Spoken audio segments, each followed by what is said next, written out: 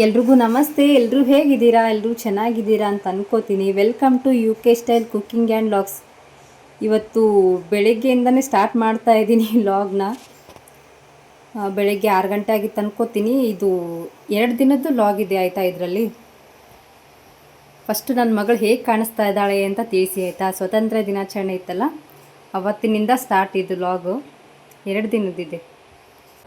ಸ್ಕೂಲಲ್ಲಿ ಹೇಳಿದರು fancy dress competition ಇದೆ, ಸಾವಿತ್ರಿಬಾಯಿ ಫುಲೆ ಹಾಗೆ ಬರಬೇಕು ಅಂತ. ಹಾಗಾಗಿ ಇಲ್ಲಿ ನಮ್ಮ ಸಿಸ್ಟರ್ ಒಬ್ರು ಇದ್ದಾರೆ ಪಾಪ, ಅವರೇ ಬೆಳಗ್ಗೆನೇ ಬಂದು ರೆಡಿ ಮಾಡಿ ಹೋಗ್ತಾ ಇದ್ದಾರೆ. ಪಾಪ ಸ್ಕೂಲಲ್ಲಿ ಯಾವುದೇ ಥರದ್ದು ಫ್ಯಾನ್ಸಿ ಡ್ರೆಸ್ ಇದ್ದರೆ ನಮ್ಮ ಸಿಸ್ಟರ್ ಇದ್ದಾರನ್ನಲ್ಲ, ಅವರೇ ರೆಡಿ ಮಾಡಿ ಹೋಗೋದು ಯಾವಾಗಲೂ. ಇದು ಮಾರ್ನಿಂಗ್ 7 o'clock ಆಗಿತ್ತು. ಎಲ್ಲ ರೆಡಿಯಾಗಿ ಸ್ಕೂಲ್ಗೆ ಹೋಗ್ತಾಯಿದ್ರು. ಆವಾಗ ಸ್ವಲ್ಪ ಹೊತ್ತು ವೀಡಿಯೋ ಮಾಡ್ಕೊಂಡ್ರಾಯ್ತು ಅಂತ ಮಾಡ್ತಾಯಿದ್ದೀನಿ. ಹಾಗೆ ಯಾರಾದರೂ ಹೊಸ್ದಾಗಿ ನೋಡ್ತಾ ಇದ್ದರೆ ಪ್ಲೀಸ್ ಚಾನಲ್ ಸಬ್ಸ್ಕ್ರೈಬ್ ಮಾಡ್ಕೊಂಡು ನೋಡಿ ಆಯಿತಾ. ಈ ಕಡೆ ಬಾ, ಇಲ್ಲಿ ಬಾ. ನಮ್ಮ ಚೋಟು ಹೀರೋ ಅಲ್ಲಪ್ಪ. ಹಾಯ್ ಮಾಡಿ ಎಲ್ರು.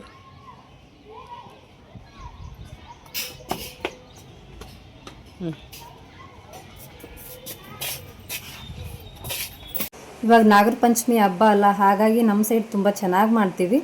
ಹಾಗಾಗಿ ಒಂದೊಂದು ಸ್ವೀಟ್ ರೆಡಿ ಮಾಡ್ಕೊಳ್ತಾ ಇದ್ದೆ. ಇವತ್ತು ಹಂಟ್ ಮಾಡಿದ್ದೆ, ಅದನ್ನೊಂದು ಬಾಕ್ಸಿಗೆ ತೆಗೆದಿಡ್ತಾ ಇದ್ದೆ. ಅಮ್ಮ ಏನಾಯ್ತಮ್ಮ? ಯಾರು ಮಾತಾಡ್ಸಿಲ್ಲಮ್ಮ? ಯಾರು ಹೇಳು?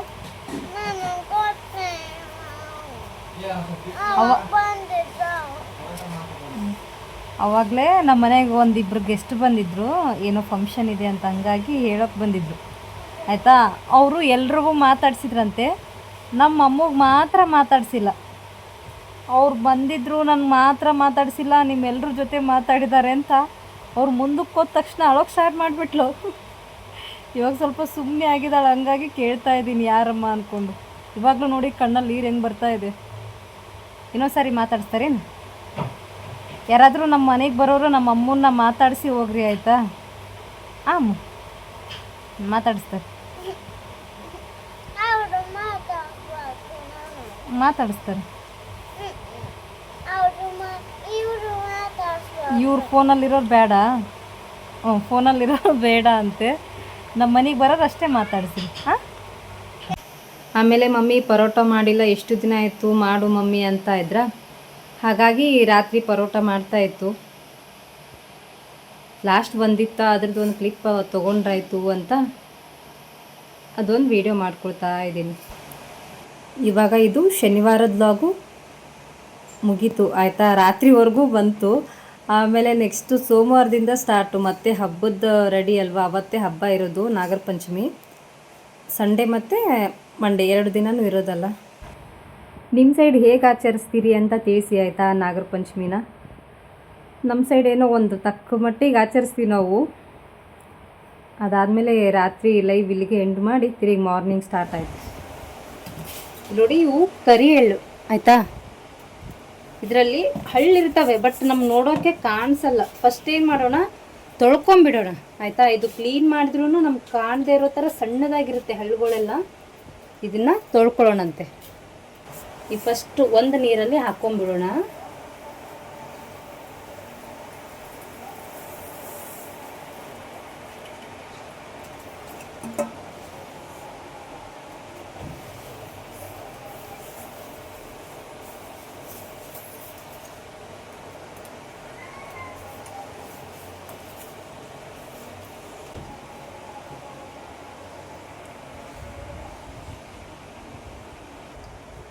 ಇವಾಗ ಇದನ್ನು ದೊಡ್ಡ ಅದಕ್ಕೆ ಹಾಕ್ಕೊಳ್ತಾ ಇದ್ದೀನಿ. ಇದೇ ಥರ ಮಾಡಿ ಸ್ವಲ್ಪ ಸ್ವಲ್ಪನೇ ಹಾಕ್ಕೊತ ಹೋಗಿ ಆಯಿತಾ.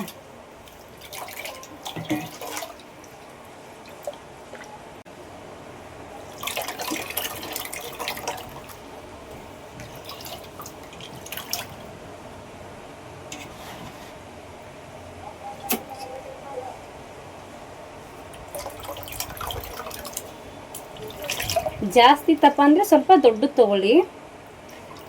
ನಾನು ಸ್ವಲ್ಪನೇ ಮಾಡ್ತಾ ಇರೋದು. ಮಕ್ಕಳು ಸ್ವಲ್ಪ ಶೇಂಗಾ ಉಂಡೆ ಆದರೆ ತಿಂತಾರೆ, ಈ ಎಳ್ಳುಂಡೆ ಅಂದರೆ ಕಮ್ಮಿ ತಿನ್ನಲ್ಲ.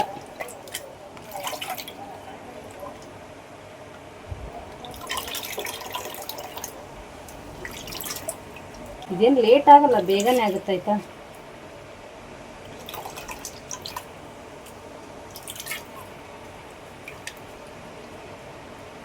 ಕಾಣಿಸಲಿ ನೋಡಿ, ಒಳಗಡೆ ಕಾಣಿಸ್ತಾ ಇರ್ಬೋದು ನಿಮಗೆ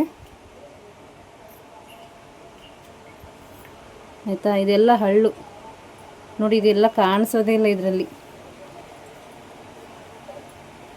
ನೋಡಿ. ನಿಮ್ಮ ಸೌಂಡ್ ಕೇಳ್ತಾ ಇರ್ಬೋದು ನೋಡಿ ಆಯಿತಾ. ಅಷ್ಟು ಸಣ್ಣ ಸಣ್ಣದಿರುತ್ತೆ. ಇದನ್ನು ಚಲ್ಕೊಂಬಿಡೋಣ. ಇವಾಗ ನೆಕ್ಸ್ಟು ಒಂದು ಜಲ್ಡಿ ಇರುತ್ತಲ್ಲ, ಆ ಜಲ್ಡಿನಲ್ಲಿ ಸೋಸ್ಕೊಂಬಿಡೋಣ.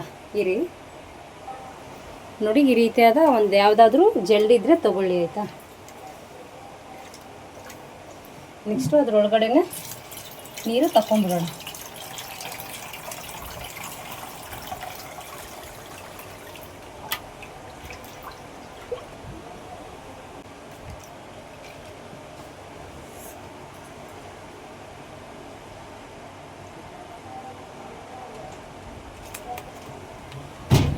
ಇವಾಗ ಬಿಸಿಲಿಗೆ ಒಣಸ್ಕೊಂಬಿಡೋಣ.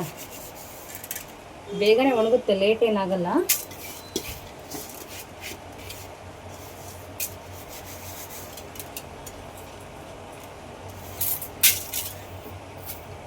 ಇವಾಗ ನೀರೆಲ್ಲ ಬೀಳ್ತಾ ಇದೆ ನೋಡಿ ನೋಡಿ. ಇವಾಗ ಎಷ್ಟು ಕ್ಲೀನಾಗಾಯಿತು. ಈ ನೀರೆಲ್ಲ ಹೋಗಲಿ ಆಯಿತಾ.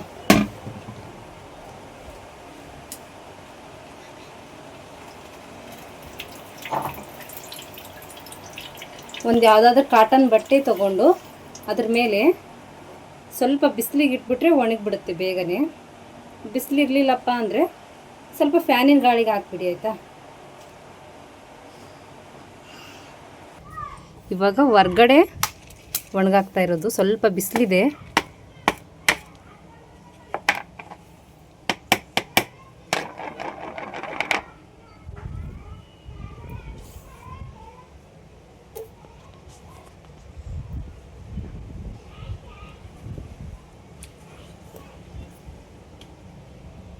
ಈ ರೀತಿಯಾಗಿ ಅಗಲವಾಗಿ ಮಾಡ್ಕೊಂಬಿಟ್ರೆ ಬೇಗ ಒಣಗುತ್ತೆ.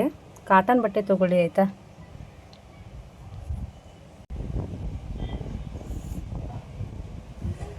ಬಿಸಿಲಿಗಿಂತ ಗಾಳಿನೇ ಸ್ವಲ್ಪ ಜಾಸ್ತಿ ಇದೆ.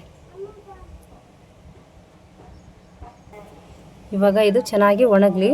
ಮಧ್ಯದಲ್ಲಿ ಈ ಥರ ಕೈ ಆಡಿಸ್ತಾ ಇರಿ ಆಯಿತಾ. ಇದೆಲ್ಲ ಪೂರ್ತಿ ಒಣಗಿದ ಮೇಲೆ ಸಿಗ್ತೀನಂತೆ. ಇಲ್ಲಿ ಎಳ್ಳು ಒಣಗ್ಸೋಕ್ಕಿಟ್ಟಿದ್ದೀನಿ. ಇವಾಗ ತೊಳೆದಿದ್ದೀನಲ್ಲ, ಹಾಗಾಗಿ ಒಣಗ್ಸೋಕ್ಕಿಟ್ಟಿದ್ದೀನಿ. ನೆಕ್ಸ್ಟ್ ಈ ಕಡೆ ಶೇಂಗಾ ಉಂಡೆ ಮಾಡ್ತಾಯಿದ್ದೀನಿ. ಇದಿಷ್ಟೇ ಮಾಡಿಕೊಂಡೆ, ಇದು ಇನ್ನೊಂದು ಚಾನಲ್ಗೆ ಹಾಕಬೇಕಲ್ಲ, ಹಾಗಾಗಿ ಇಷ್ಟು ಮಾಡ್ಕೊಂಡಿದ್ದೀನಿ. ಇವಾಗ ಇಷ್ಟೂ ಉಂಡೆ ಮಾಡ್ಕೋಬೇಕು. ಫುಲ್ ಗಾಳಿ ಇದೆಯಲ್ಲ, ಹಾಗಾಗಿ ಇವ್ರಿಗೊಂದು ಕೆಲಸ ಕೊಟ್ಟಿದ್ದೀನಿ. ಸುಮ್ಮನೆ ಕೂಡಲ್ವಲ್ಲ. ನಮ್ಮ ಗುಂಡು ಕುಂತ್ಕೊಂಡಿದ್ದಾಳೆ ಇಲ್ಲಿ. ಆಮೇಲೆ ನಮ್ಮ ಚೋಟು ನೋಡಪ್ಪು, ನಮ್ಮ ಅಮ್ಮು, ಇವರೆಲ್ಲ ಇದನ್ನು ಕಾಯ್ತಾ ಇದ್ದಾರೆ. ಇವಾಗ ಫುಲ್ಲು ಒಣಗಬೇಕಲ್ಲ ಅದು. ನಾನಿಲ್ಲಿ ಇದಿಷ್ಟೂ ಲಡ್ಡು ಮಾಡ್ಕೊಂಬಿಡ್ತೀನಂತೆ ಫಸ್ಟು. ಇವತ್ತು ಫುಲ್ಲು ಕೆಲಸ ಅನ್ನೋಂಗೆ ಆಗ್ಬಿಟ್ಟಿದೆ. ಹಾಗೂ ನೀವು ನಿಮ್ಮ ಊರಲ್ಲಿ ಹೆಂಗೆ ಆಚರಿಸ್ತೀರ ಅಂತ ತಿಳಿಸಿ. ಯಾವ್ದ್ಯಾವ ಥರ ಸ್ವೀಟ್ ಮಾಡ್ತೀರಾ ಅಂತ. ನಾನು ಅಷ್ಟೊಂದೇನು ಮಾಡಲ್ಲ, ನನಗೆ ಬರುವಷ್ಟು ಮಾಡ್ತೀನಿ. ಈ ರೆಸಿಪಿ ಬೇಕು ಅಂದರೆ ರಾಧಿಕಾ ಕನ್ನಡತಿ ಚಾನಲಲ್ಲಿರುತ್ತೆ, ಅದನ್ನು ಚೆಕ್ ಮಾಡಿ ಆಯಿತಾ. ಇನ್ನೂ ಸ್ವಲ್ಪ ಉಳಿದಿದೆ. ಆಯಿತು, ಇವಾಗ ಇಷ್ಟು ಕಂಪ್ಲೀಟ್ ಆಯ್ತು ನೋಡಿ. ಆವಾಗಲೇ ಶೇಂಗಾ ಉಂಡೆ ಮಾಡ್ತಾಯಿದ್ನಾ, ಇವಾಗ ಎಳ್ಳಿಂದು. ಆವಾಗಲೇ ಎಳ್ಳು ಒಣಗ್ಸೋಕ್ಕಿಟ್ಟಿದ್ದು ನೋಡಿದ್ರಲ್ಲ, ಸೇಮ್ ಇವಾಗ ಎಳ್ಳು ಉಂಡೆ ಮಾಡ್ತಾ ಇದ್ದೀನಿ. ಆಯಿತು, ಸ್ವಲ್ಪ ನೀರೋದಲ್ಲ, ಹಾಗಾಗಿ ಬೇಗ ಕಂಪ್ಲೀಟ್ ಆಯಿತು. ಇವಾಗ ಇಷ್ಟು ಮಾಡೋದು ಫಿನಿಶ್ ಆಯಿತು ನೋಡಿ. ಇವತ್ತು ಮಾತ್ರ ಅವೆರಡು ಸ್ವೀಟ್ ಇರಲೇಬೇಕು. ಅದಾದಮೇಲೆ ಬೇರೆ ಬೇರೆ ಮಾಡಿಕೊಂಡ್ರೆ ನಡೆಯುತ್ತೆ. ಆಮೇಲೆ ನಾನು ದೇವಸ್ಥಾನಕ್ಕೆ ಹೋಗಿ ಹಾಲು ಹಾಕೋದು ತುಂಬ ಕಮ್ಮಿ. ಒಂದು ಸಾರಿ ಹೋಗಿರ್ಬೋದು ನಾನು ಇಲ್ಲಿಗೆ ಬಂದಮೇಲೆ, ಹಾಗಾಗಿ ಹೋಗೋದು ಕಡಿಮೆ. ಹಾಗಾಗಿ ಏನು ಮಾಡ್ತೀವಿ, ಉತ್ತಿನ ಮಣ್ಣು ತೊಗೊಂಬಂದು ಮನೇಲೇ ಹಾವು ಮಾಡಿಬಿಟ್ಟು ನಾಗರ ಹಾವು ಅದ್ರ ಮೇಲೇ ಹಾಕೋದು ಹಾಲು. ಆಮೇಲೆ ನೈವೇದ್ಯಕ್ಕೆ ನಮ್ಮ ಮನೇಲಿ ಒಗ್ಗರಣೆ ಮಾಡೋದು, ಬಟ್ ಒಬ್ಬೊಬ್ಬರ ಮನೇಲಿ ಒಂದೊಂದು ಮಾಡ್ಬೋದು. ನಾವು ಯಾವಾಗಲಿಂದಲೂ ಅಷ್ಟೇ ಒಗ್ಗರಣೆನೇ ಮಾಡ್ಕೊಂಡು ಬಂದಿರೋದು. ಆಮೇಲೆ ಇದು ಪಾಪ್ಕಾರ್ನ್ ಸಿಗುತ್ತಲ್ಲ, ಅದರಿಂದ ಮಾಡಿರೋದಲ್ಲ, ಇದು ಜೋಳ ಇರುತ್ತಲ್ಲ, ರೊಟ್ಟಿ ಮಾಡ್ತೀವಲ್ಲ, ಆ ಜೋಳದಿಂದ ಮಾಡಿರೋದು.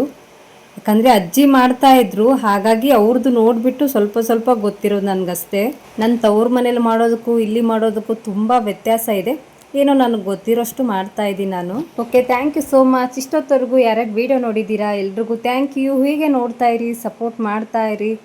ಎಲ್ರಿಗೂ ಒಳ್ಳೆಯದಾಗಲಿ. ಬಾಯ್ ಬಾಯ್.